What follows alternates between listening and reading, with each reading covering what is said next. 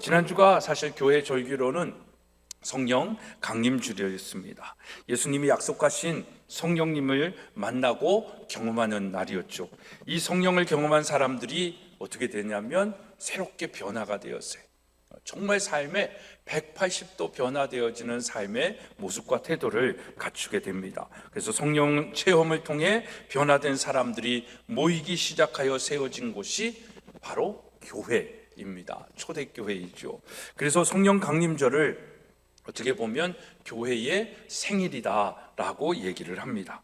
그런 차원에서 초대교회는 성령의 역사였고, 성령의 역사는 곧 초대교회의 역사였습니다. 그래서 교회 다니는 우리는 이 성령의 역사를 믿어야 하고, 성령의 체험, 성령의 인도하심 속에 성령 충만한 삶을 살아야 하는 것입니다. 그래서 우리가 성령 충만한 삶을 살기 위해서는 먼저 뭘 해야 되는 거예요? 성령을 받아야 하는 것입니다. 그런 차원에서 한번 묻습니다. 여러분, 성령 받으셨습니까? 받았나 안 받았나 잘 모르시는 분들은 오늘 여러분들이 예수님이 나의 구원자이시고 내 삶의 주인이라고 믿으시고 그것을 아멘할 수 있으면 여러분들은 이미 성령을 받으신 것입니다. 이건 제가 하는 말이 아니고요, 고린도전서 12장 3절의 말씀을 보면 성령으로 아니하고는 누구든지 예수를 주시라 할 수 없다라고 얘기하고 있습니다. 교회는 왔다 갔다 할 수 있습니다. 그러나 성령이 아니고서는 나를 구원하셨습니다, 예수 그리스도께서 나를 구원하셨습니다, 성령님이 오늘도 나와 함께 하여 주십니다, 이걸 고백할 수가 없는 거예요. 성령님이 우리에게 알려주시고 가르쳐주시고 믿게 하지 아니하시면 예수를 주라 고백할 수가 없는 거예요. 예수 그리스도와 함께 살지는 못하는 거예요. 그걸 하게 하시는 이는 우리의 의와 우리의 공로와 우리의 의지가 아니라 성령님께서 해주시는 거예요. 그렇습니다. 여러분, 예수 그리스도를 나를 위해 십자가에 돌아가신 부활하신 구세주로 믿으면 우리는 이미 성령의 세례를 받은 사람들입니다. 그래서 성령을 받은 우리는 이제 성령님께 우리의 삶의 모든 영역을 내려놓고 성령님의 다스림과 이끄심 속에 살아가야 하는 것입니다. 그런 의미에서 성령 충만한다라는 것은 어떤 은사가 나타나고 기사와 표적이 나타나고 그런 것들을 현상을 얘기하는 것이 아니라 성령을 받은 사람들에게 성령의 지배력이 확대되어지는 것이죠. 점점 충만해지는 것입니다. 전에는 내 삶의 지배력이 나에게 있었는데 이제 내 삶의 지배력이 나에게 있는 것이 아니라 하나님에게 있는 것입니다. 그러니까 여러분, 우리가 성령을 받아서 예수를 주라 고백하였는데 이제 성령 충만하여서 예수님의 삶이 나의 삶이 되어지는 그 변화가 우리의 삶 가운데 있기를 소망하고 축복합니다. 그래서 성령 충만한 사람들은 어떻게 살까 한번 생각을 해봤습니다. 오늘 본문의 말씀에 성령 충만한 사람의 5가지 모습을 함께 살펴봤으면 좋겠습니다. 성령 충만한 사람은요, 첫째로 시간을 지혜롭게 쓰는 사람입니다. 오늘 본문의 15절 16절의 말씀을 보니까 그런즉 너희가 어떻게 행할 것을 자세히 주의하여 지혜 없는 자같이 말고 오직 지혜 있는 자같이 하여 세월을 아끼라, 때가 악하다 라고 말씀하고 있습니다. 여러분, 성령 충만한 사람은 시간의 청지기 의식이 있는 사람입니다. 내 삶의 시간이 내 것이 아니다라는 것을 아는 지혜자예요. 내 시간이죠. 내 마음대로 할 수 있는 시간이죠. 그러나 성령 충만한 사람은 그 시간의 주권자가 하나님이심을 아는 거죠. 그래서 그 시간을 저에게 맡겨주신 거예요. 그래서 내 인생의 주인이 내 것이다 라고 고백하지 않습니다. 이게 지혜자의 고백인 것입니다. 그래서 청지기 의식을 가진 사람은 시간을 지혜롭게 쓰는 사람입니다. 그래서 성령 받고 성령 충만한 사람은요, 게으른 사람이 없어요. 나태한 사람이 없어요. 다 부지런합니다. 다 성실하고 진실한 삶을 살아갑니다. 그래서 성령 충만한 사람은 어디서 무엇을 하든지 칭찬받는 거예요. 인정받고 청지기적인 삶을 살아가는 것입니다. 여러분, 우리가 교회에서뿐만 아니라 세상 가운데 여러분들이 하는 모든 일들 가운데 직업인이 되지 말고 청지기가 되어지기를 축복합니다. 우리가 하고 있는 일은 돈 벌고 먹고 살기 위해 있는 것이 아니에요. 교사로 부르시고 무엇으로 부르신 그 부르심은 하나님의 소명이에요. 그 소명이 있는 사람은 청지기적인 삶을 사는 거예요. 그러니까 그 시간에 얼마나 소중함을 알겠습니까? 사랑하는 여러분, 우리 삶의 시간의 주인은 하나님입니다. 그래서 이런 말이 있어요. Yesterday is history, tomorrow is mystery, today is gift 라고 얘기하는 거예요.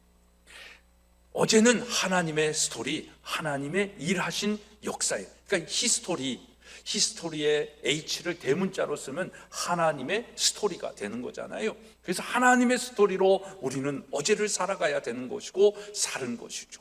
그리고 내일은 손에 잡히지 않잖아요. 미스테리예요. 내일이 어떻게 될 줄 아는 사람은 아무도 없어요. 내일이 어떻게 될지 모르기 때문에 우리는 두려워하기도 하고 근심하기도 하고 걱정하기도 하잖아요. 미스테리예요. 근데 이 미스테리를 축복으로 만들 수 있는 마음이 있어요. 그게 뭐냐면 오늘, 투데이, 지금 이 시간이 하나님의 선물이다라고 믿고 사는 사람들이죠. 그 시간을 사는 사람들이에요. 그래서 today is gift라고 얘기하는데 이 선물이라는 말을 영어로 한 단어가 더 있어요. present라고 얘기해요. 선물을 프리젠트다라고 얘기하는데 이 프리젠트의 또 다른 한국말은 시간이에요.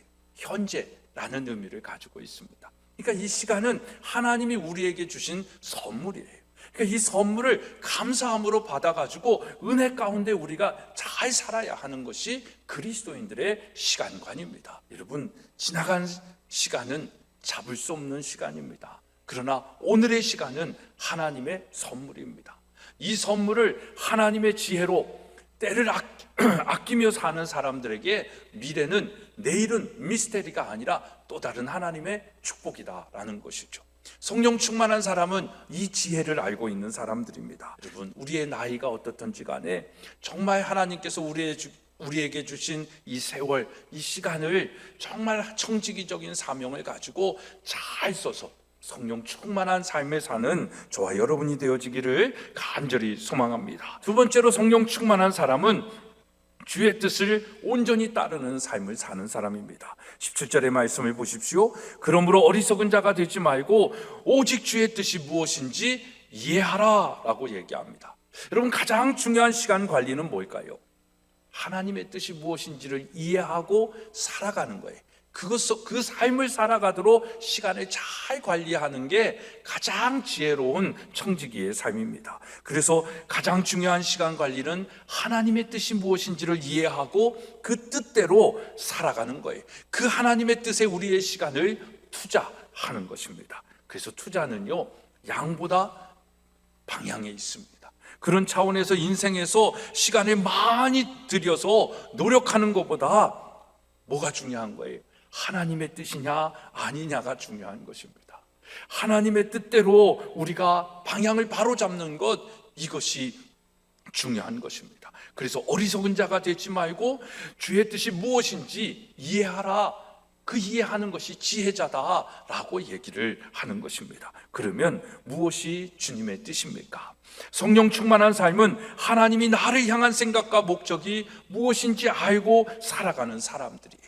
그래서 성령님과 동행하며 사는 성령 충만한 삶은 교회 안에서 뜨겁게 기도하고 찬양하고 봉사하는 것만을 이야기하는 것이 아니다라는 것이죠. 오히려 세상 속에서 세상의 유혹과 방법으로 사는 세상에 섞이지 아니하고 하나님의 선하시고 기뻐하시고 온전하신 뜻을 분별하면서 사는 삶인 것입니다. 그래서 그리스도인들은 세상 속에서 좀 손해를 보고 피해를 봐도 진정성 있게 살아가는 거예요. 진정성, 진실하게, 정직하게, 성실하게 사는 겁니다. 그러니까 여러분, 진실하게 산다라는 것은 믿을만하고 진실하고 신실한 삶을 얘기하는 것이잖아요. 그러니까 세상 사람들이, 다른 사람들은 몰라도 저 사람은 믿을만해. 왜 믿을만해? 교회 다니는데, 예수 믿는데, 이런 얘기를 들어야 되는 거죠.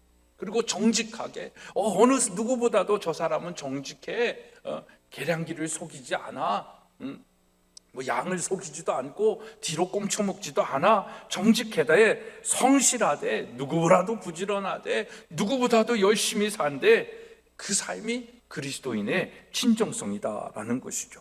여러분, 이것을 우리가 세상에 보여주지 못하여 실망하는 것 아니겠습니까? 그래서 성령 충만한 사람은 세상 속에서 진정성 있는 삶, 진실하고 믿을 만한 사람으로 사는 것입니다. 정직하게 살아가는 것입니다. 성실하게 부지런하게 살아가는 것입니다. 그러한 그리스도인의 삶을 통하여 속이고 속는 세상, 내로남불의 세상, 거짓과 탐욕의 어두운 세상에 빛과 소금의 사명을 감당하며 사는 거예요. 이게 성령 충만한 삶을 사는 거예요. 그렇다면 우리는 어떻게 하나님의 뜻을 알고 성령 충만한 삶을 살 수 있습니까? 그게 예배지요.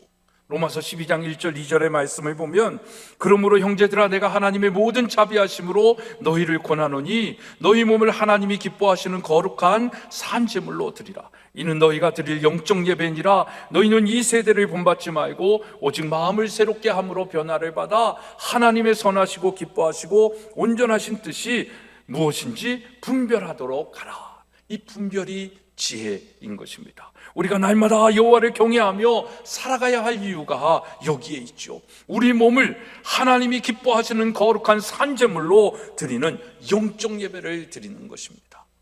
여러분들의 몸을 산제물로 드리는 자리가 어디입니까? 예배의 시간입니다. 예배의 자리이죠. 정말 하나님을 예배하고 하나님을 찾고 구하면 하나님의 선하시고 기뻐하시고 온전하신 뜻이 무엇인지를 알게 되어지는 거예요. 분별하게 되어지는 거예요. 세상 안에 있지만 어떻게 살아야 할지를 하나님께서 알려주신다라는 거죠. 우리는 그 알을 통하여 살아가는 거예요. 그 알을 통하여 살아가는 것이 성령 충만한 거예요. 그래서 우리는 예배를 목숨을 걸어야 되는 거예요. 예배를 통하여 우리는 살기도 하지만 예배에 실패하면 우리는 죽는 영혼이 되어지는 것입니다. 사랑하는 여러분, 정말 여러분들 삶의 예배에 성공한 예배자들이 되어지기를 축복합니다. 그래야 여러분들의 삶의 영역에서 성령 충만한 그 지혜와 능력이 나타나는 겁니다. 날마다 여호와를 경외하며 살아가면서 하나님의 뜻을 분별하면서 그 성령 충만함으로 승리하는 저와 여러분의 삶이 되어지기를 소망합니다. 셋째로, 성령 충만한 삶은 남에게 기쁨을 전해주는 삶입니다. 19절의 말씀에 보면 시와 찬미와 신령한 노래들로 서로 화답하여 너희 마음을 주께 노래하며 찬송하라 라고 얘기합니다. 여러분, 우리의 삶의 기쁨과 즐거움은 무엇으로 표현이 되는 거예요? 웃음으로도 표현하고 여기 하지만 노래로 표현할 수 있지 않습니까? 여러분, 성령 충만한 삶에는 항상 기쁨이 있고 즐거움이 있습니다. 그래서 성령님과 함께하는 삶에는 기쁨과 즐거움과 환희가 있습니다. 노래가 있습니다. 찬양이 있습니다. 소리쳐 외치는 겁니다. 할렐루야 하는 겁니다. 여러분, 이 노래를 어떻게 하라는 거예요? 이 노래의 방법의 중요한 포인트죠. 화답하면서, 서로 화답하면서 찬양하라는 거예요. 노래하라는 겁니다. 그것은 찬송을 통해 서로 기쁨을 전해주라라는 것입니다. 실망한 이웃들이 있다면 격려의 말을 해주라는 겁니다. 긍정적인 말과 희망적인 말을 해주는 것, 이것도 시와 찬미와 신령한 노래들인 것입니다. 찬양이 되는 것입니다. 작년에도 그랬고 올해도 여전히 우리 대한민국에 열풍이 하나 있죠. 트로트 열풍입니다. 하여튼 채널만 틀으면 트로트야. 아주 힘들어 죽겠어요. 하여튼 뭐 트로트도 트로트지만 하여튼 다 노래 경연대회예요. 이게 할 수 있는 것이 없고 만들어갈 프로그램들이 없어서 그런 것보다 하는데, 하여튼 먹는 거 아니면 노래야. 이걸 보면 그것으로 사람들을 위로하고 있는 것이 아니에요. 얼마나 힘들어요. 얼마나 답답해요. 근데 그 답답함과 그 힘듦을 위로하는 게 노래다라는 것이잖아요. 오늘 성령 받은 사람들의 성령 충만한 삶은 그런 삶이다라는 거예요. 우리가 누군가에게 기쁨의 노래가 되어주고 위로의 노래가 되어주고 하나님을 영화롭게 하는 찬양뿐만 아니라 서로 화답하며 격려하고 위로하고 힘을 주고 그렇게 살아가는 것, 이게 성령 충만한 삶이라는 것입니다. 여러분, 성령 충만하여 우리 가운데 노래가 많이 흘러나오기를 바랍니다. 여러분, 우리 성령 충만하여 우리의 삶 가운데 그런 기쁨을 주고 기쁨이 되어지는 삶이 되어지기를 축복합니다. 네 번째로, 성령 충만한 삶은 범사에 감사하는 삶이다라고 얘기합니다. 20절 말씀에 보면 범사에 우리 주 예수 그리스도의 이름으로 항상 아버지 하나님께 감사하다라고 얘기를 합니다. 성령 충만의 가장 뚜렷한 특징, 여러 가지로 얘기하지만 가장 뚜렷한 특징은 그것은 범사의 감사인 것입니다. 물론 여러분, 사람인지라 어떤 일을 당할 때 잠깐 동안이라도 우리는 불평할 수 있습니다. 그래서 불평할 수 있고 후회할 수 있고 원망할 수 있지만 하나님의 생각으로 생각하면서 성령 충만한 사람들은 그런 생각들을 감사로 생각하는 거예요. 그러니까 감사로 생각할 수 있는 사람들은 우리가 누구라고 얘기할 수 있는 거예요? 성령 충만하구나 라고 얘기할 수 있다는 것이죠. 여러분, 감사의 축복은 그래서 이루 다 말할 수 없습니다. 성령 충만의 증거로 여러분들이 가지고 있어야 할 것 중에 가장 강력한 추천의 마음이 있다면 이 감사입니다. 행복하면 감사한 것이 아니라 감사하면 행복한 거예요. 그러니까 이 감사가 얼마나 귀한 겁니까? 얼마나 우리 안에 큰 에너지가 됩니까? 여러분, 감사는 모든 관계를 견고하게 만들어줍니다. 불평과 불만이 있고 시기와 질투가 있으니까 관계가 깨어지는 거잖아요. 근데 저 사람으로 참 좋다, 저 사람이 있어서 좋다, 감사하다, 이 마음이 있으면 관계가 견고해지는 것입니다. 감사는 모든 것을 그래서 아름답게 보게 합니다. 계속 감사하면 우리의 사고와 가치관이 긍정적으로 변하고, 그래서 그 긍정적인 삶 속에 믿음의 삶을 살고 소망의 삶을 살고 사랑의 삶을 사는 겁니다. 그래서 감사하는 영혼에는 사단 마귀가 틈을 못 하는 거예요. 사단 마귀가 여전히 틈을 타가지고 우리를 유혹하고 우리를 죄 가운데 있게 하고 불평불만하게 하며 예배자의 삶을 살게 하지 못하는 건 우리 안에 감사가 없는 거예요. 감사가 없는 이유는 뭘까요? 하나님의 은혜를 모르기 때문에 그런 거예요. 나의 나됨은 다 나의 자랑이다 라고 생각하기 때문에 은혜를 모르는 거예요. 그래서 아까 얘기한 성령 충만하면 시간을 아끼며 산다라는 이유가 거기에 있는 거예요. 시간의 주권자가 하나님이심을 고백하는 건 내가 사는 이유, 내가 존재하고 있는 이 모든 것이 하나님의 은혜임을 아는 거죠. 그 은혜임을 아는 것이 아니까 모든 게 감사잖아요. 근데 그 감사하면 사단이 틈살 수가 없는 거예요. 근데 이 거꾸로 감사하지 못하니까 사단이 틈타죠. 사단이 틈타니까 죄 가운데 있는 거죠.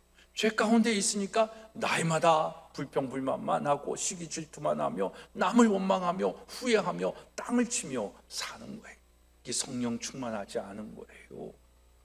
성령 충만함으로 사는 삶은 감사하며 사는 거예요. 언제 감사하라? 범사에 감사하라 라고 말씀하고 있는 것입니다.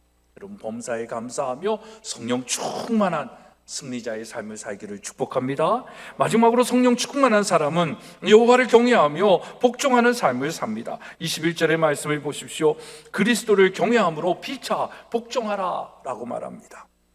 가장 어려운 부분일 수 있죠. 내가 누군가에게 복종한다라는 것, 내 자존심이 있는데 쉽지 않은 것입니다.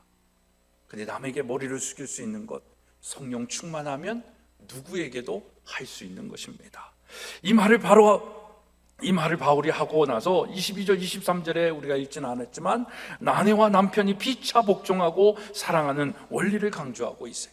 오늘 인권 하는 세상 속에 이 복종이라는 단어는 참 불편한 단어로 들릴 수가 있습니다. 근데 복종에 진짜 사랑이 있는 거예요. 복종에 진짜 존중이 있는 것입니다. 그리고 6장에 가보면 1절로 4절의 말씀에 부모와 자녀들이 서로 사랑하고 받아들이라는 말을 하고 5절 6절에서는 종들과 상전들이 서로 이해하고 받아주라는 말씀을 하고 있는 겁니다. 여러분, 이 말씀은요, 하나님께서 이 허락하신 모든 인간관계를 아름답게 잘하는 사람이 성령 충만한 사람이다라는 것이죠. 그러니까 남에게 복종하고 남의 얘기를 들으면서 사는 것, 이건 우리 인간적인 자존심으로는 할 수 없는 일입니다. 근데 하나님을 경외하면 할 수 있는 일이 되는 거예요. 예배에 성공하면 내 삶의 주인이 하나님이지 나의 상전이 아니다라는 것을 아는 거죠. 그리고 하나님을 경외하는 믿음을 갖고 있기 때문에 내가 하는 일이 이 사람을 위한 것이 아니라 하나님 나라를 위한 일이다라는 것을 아는 것이죠. 그러니까 할 수 있는 거예요. 그게 어디서부터 훈련이 되는 거예요? 가정에서부터 훈련이 되는 거예요. 남편과 아내, 또 부모와 자녀 관계, 그렇게 건강하게 믿음 안에서 성령 충만하게 성장한 아이들이 사회생활도 잘하는 거예요. 자존심 세우면서 아유 내가 이거 받고 이런 일인데 이렇게 생각하지 않은 거예요. 아니 저거 잘나지도 못한 것 같은데 내가 왜 저 사람의 말을 들으면서 살아야 돼? 뭐가 달라? 라고 얘기할 수 있는 거죠. 물론 다르지 않습니다. 똑같습니다. 근데 그 일을 할 수 있는 건 하나님을 사랑하기 때문에 하는 것이죠.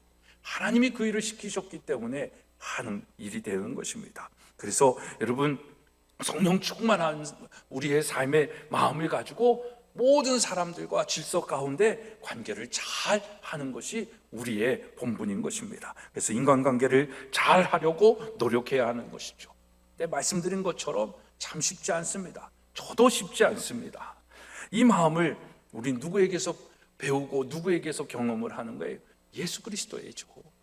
빌립보서 2장 6절로 8절의 말씀을 보면 그는 근본 하나님의 본체시나 하나님과 동등됨을 취할 것으로 여기지 아니하시고 오히려 자기를 비워 종의 형체를 가지사 사람들과 같이 되셨고 사람의 모양으로 나타나사 자기를 낮추시고 죽기까지 복종하셨으니 곧 십자가에 죽으심이라.